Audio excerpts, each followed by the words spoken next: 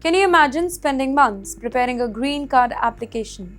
You collect your documents, you get your medical examination, you arrange translations, you collect birth certificates, marriage certificates, employment records, tax documents, and then you finally submit everything. Yes. And then you realize something is missing here.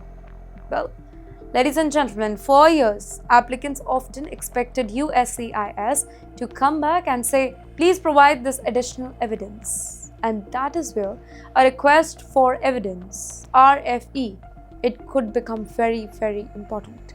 According to TimesXP's report, a major USCIS policy shift, it has restored greater discretion to the officers to deny certain incomplete or deficient applications without first giving the applicant that particular opportunity.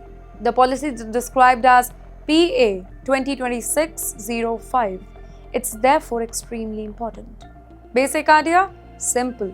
Do not treat an immigration filing like a rough draft for you, because an application that is missing critical initial evidence, it could face a much faster negative decision. Can you think about the kind of mistakes people can make here? A missing medical form, well, an uncertified translation, a missing civil document, a mismatch between employment documents, or a gap in supporting the evidence. These may look like minor administrative details to you, but in immigration, administrative details, it can become very, very serious. And for Indian technology workers, this matters particularly in green card filing. You know why? Well, a person may have waited years for their priority date. They may have built an entire career in America. In the meantime, their spouse may have a job. Their children may be in school. Their home may be in America. And then the immigration application itself, that becomes a weak point for them. Well, adding more, then the whole report also says that the policy can affect certain pending cases and filing from August 5th, 2026 onwards. That makes the message even more important, by the way. Don't assume that because an application was already filed, nothing can change now. Ladies and gentlemen, immigration policies evolve.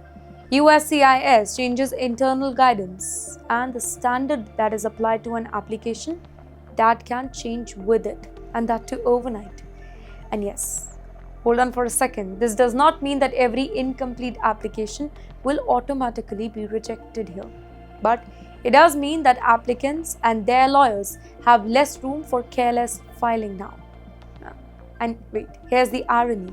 The US immigration system, it is becoming more expensive. It is becoming more data-driven. It is becoming more demanding.